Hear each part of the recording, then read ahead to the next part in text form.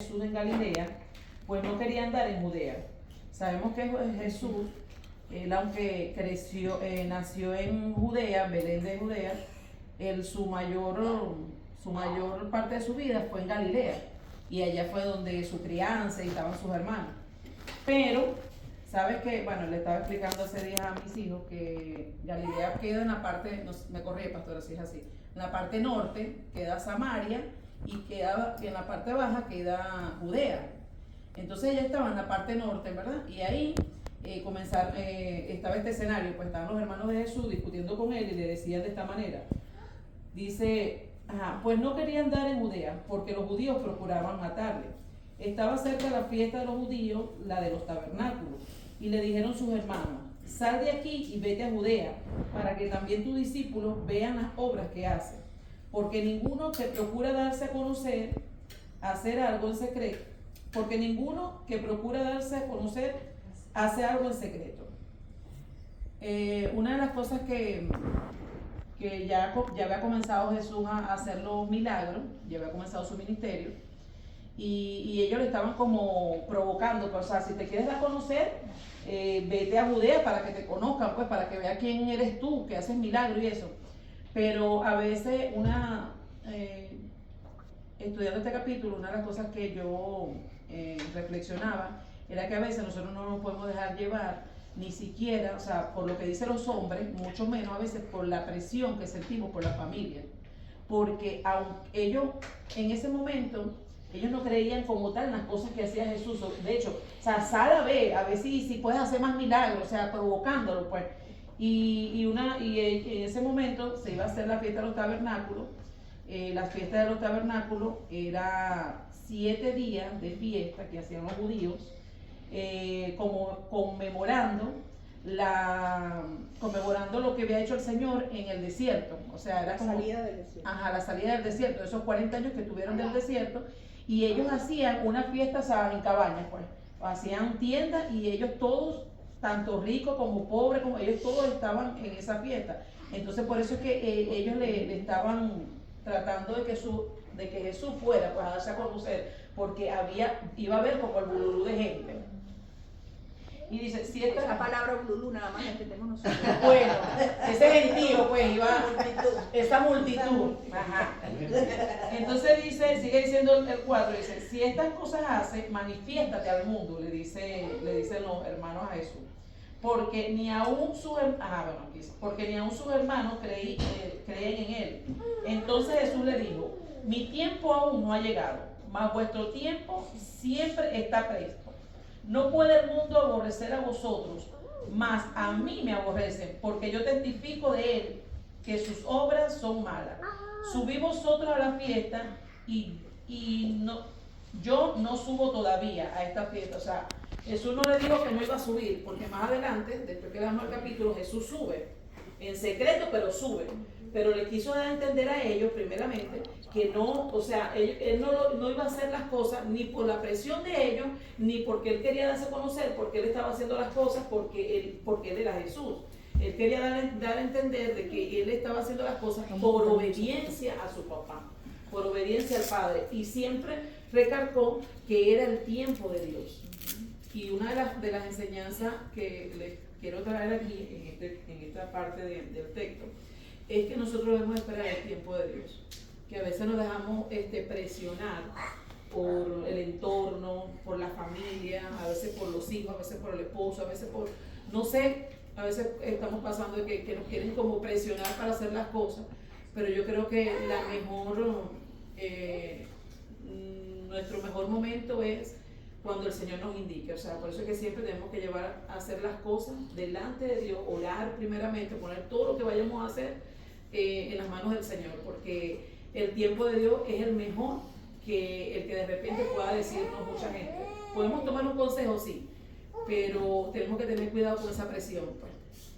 Y entonces dice, bueno, cuando le dice, y habiendo dicho esto, él se quedó en Galilea. O sea, ellos se fueron y Jesús se quedó en Galilea. En el versículo 10 dice, pero después que sus hermanos habían subido, entonces él también subió a la fiesta, no abiertamente, sino como en secreto. O sea, Jesús fue yo me meto en el papel y yo pienso que Jesús fue como a mitad de los días, a mitad de la fiesta, no sé, no fue igual, o sea, al mismo tiempo que fueron ellos, pero llegó y lo hizo en secreto. ¿Por qué? Porque a Jesús lo buscaban para matarle. ¿Por qué buscaban para matarle? Porque recuerden que los versículos anteriores, los capítulos anteriores, Jesús había sanado a un paralítico, el paralítico de Bethesda. Y por eso, porque lo había hecho en el día de reposo. No ni siquiera porque lo había sanado, sino porque lo había infringido la ley, según ellos. Entonces, dice, y le buscaban los judíos en la fiesta y le decía, ¿dónde está aquel? Y había gran murmullo acerca de él entre la multitud. Pues uno decía, es bueno, pero otro decía, no, sino que engaña al pueblo. Pero ninguno hablaba abiertamente de él por miedo a los judíos. O sea, ya la fama de Jesús se había corrido en Judea, a pesar de que vivía en Galilea, pero ya la fama se había corrido. Más a la mitad de la fiesta, aquí lo dice, más a la mitad de la fiesta subió Jesús al templo y enseñaba. O sea, Jesús fue y no fue a la fiesta, no fue a hacer milagros, o sea, para que la gente lo viera abiertamente o para que la multitud lo viera, sino que él fue a la casa donde se enseñaba, porque lo que quería traer Jesús era la doctrina del Padre, que era lo que la gente no quería entender, porque si bien habíamos ya estudiado que allá habían rabinos y había, o sea, yo pienso que habían escuelas ya de profetas, habían gente, o sea, hablábamos de los saduceos, hablábamos de los fariseos, hablábamos de gente que ya tenía un nivel de conocimiento en la palabra, o sea, mucho mejor que el nuestro. Entonces Jesús, sin embargo, Jesús entró al templo y comenzó a enseñar la verdadera doctrina. Y dice, y se maravillaban los judíos diciendo, ¿cómo sabe este de letras sin haber estudiado? Jesús le respondió y dijo, mi doctrina no es mía, sino de aquel que me envió. El que quiera hacer la voluntad de Dios conocerá mi doctrina, conocerá si la doctrina es de Dios o si yo hablo por mi propia cuenta. El que habla por su propia cuenta, su propia gloria busca, pero el que busca la gloria del que le envió, este es el verdadero, y no hay en él injusticia. Jesús siempre buscó que la gente lo conociera, que él venía del Padre. Jesús nunca buscó su gloria, siempre buscó, ¿verdad? Siempre lo dijo, o sea, siempre él decía de dónde él venía, quién lo había enviado. De hecho, Juan lo testificó y él daba, muchos dieron testimonio de lo que él estaba haciendo, y él siempre decía, vengo de arriba, nunca se vanaglorió, nunca dijo, no, yo soy Jesús, o sea, yo me presento, yo hago los milagros, siempre habló del Padre, que en este caso, bueno, Dios. Y dice, no os dio Moisés la ley y ninguno de vosotros cumple la ley. ¿Por qué procuráis matarme? Hablándole a las mismas personas en el templo que lo confrontaron, ¿verdad? Y eran las mismas personas que lo querían matar. Y entonces él le confrontó siempre Jesús buscaba tratar de confrontarlo con la misma doctrina que ellos enseñaban.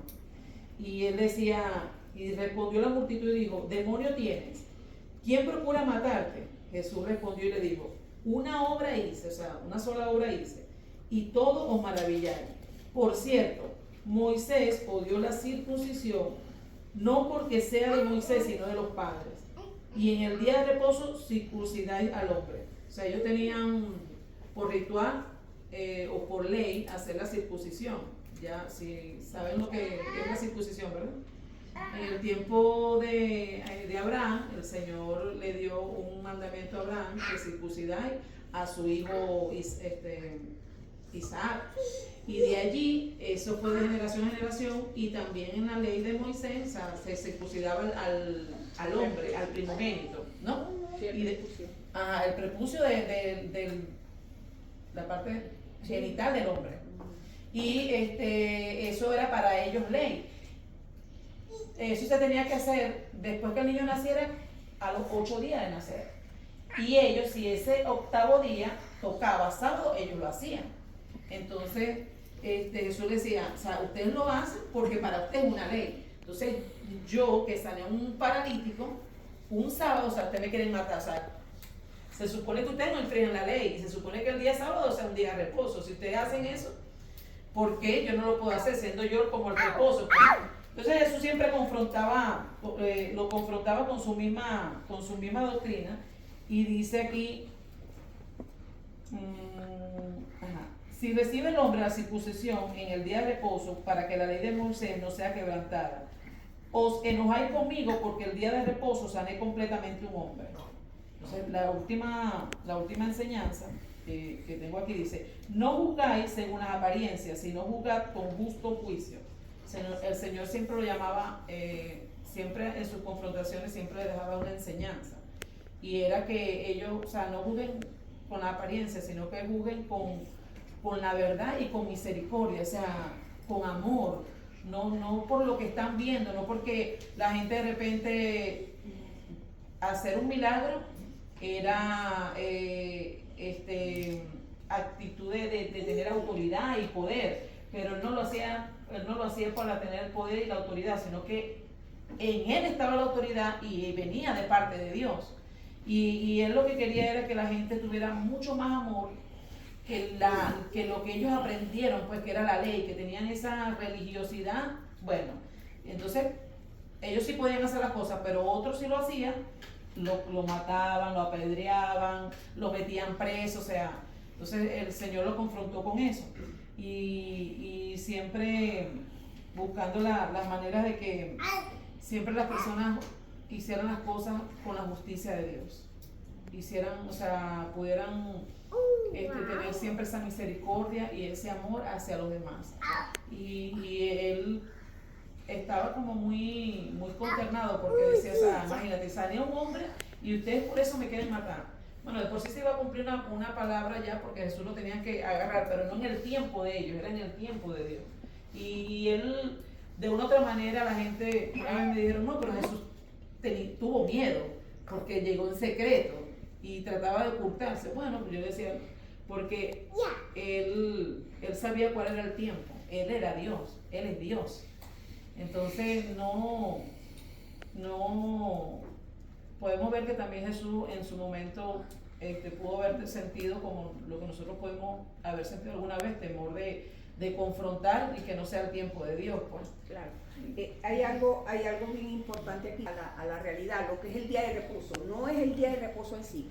A veces nosotros podemos tener la mente tan cuadrada, ¿ves? De que no, tenemos que hacer una célula, la célula el martes. Pero vamos a ir con los hermanos a orarle a la hermana. Eso es romper la tradición, la religiosidad, porque es ir a... Estamos haciendo el mismo trabajo de Jesús, que Jesús quiso, y vamos y le llevamos a la hermana una palabra de fe y de fortaleza, aplicándola ahorita. Y en cuanto dice que cierra esa parte de Juan, diciendo, no juzguéis por las apariencias. ¿Cuánto nosotros juzgamos? Yo me meto en el de primerita. ¿Cuánto juzgamos por las apariencias? A cada momento juzgamos por las apariencias. Yo me meto allí. Yo les he echado en muchas oportunidades el cuento de que yo estaba no sé si ustedes ya lo saben, porque lo he contado varias veces. Estaba en un food pantry que nosotros íbamos, y llegó... Yo estoy repartiendo y estoy acomodando la cosa, ¿no? Los alimentos. Raquelita ha ido y Raulita me han ido a ese food pantry. Y llega un muchacho, para mí era un muchacho como de 40 años, con una colita, una sandalita, así. Y me dice, y unos bermudas, y me dice... Y no nada más el bermuda, la pinta, ¿verdad? El mexicano. Entonces me dice, ¿usted es la pastora? Y yo, mira, inmediatamente yo dije, me viene a pedir algo, seguro que viene a pedir plata. Yo me hice un mundo en un segundo. Y yo le respondí, sí, yo soy pastora, pero yo no soy la que organizó esto, yo no soy, o sea, como sacudiéndomelo, pues. No tengo plata. Yo no tengo plata. Y él me dice, ay, qué bueno, yo la quería conocer porque yo soy el pastor de aquí. Ay. Tuki. Tuki me dieron en la cabeza. Las apariencias, juzgamos por las apariencias. Eso es cotidiano, y ahí es que tenemos que pedir al Señor el discernimiento, Señor, que no caigamos en eso. Mire, yo después de eso, eso fue una lección. para mí, no juzgar. Y él lo recalca ahí, por las apariencias. Como a veces creemos que aquel que anda bien en Venezuela, nosotros lo vimos muchísimo, el ladrón de cuello blanco, bien vestido, bien elegante, ¿verdad? Y podíamos caer también por la apariencia que lo veíamos bien vestido. Entonces esa enseñanza nos quiso dejar Jesús en esa parte.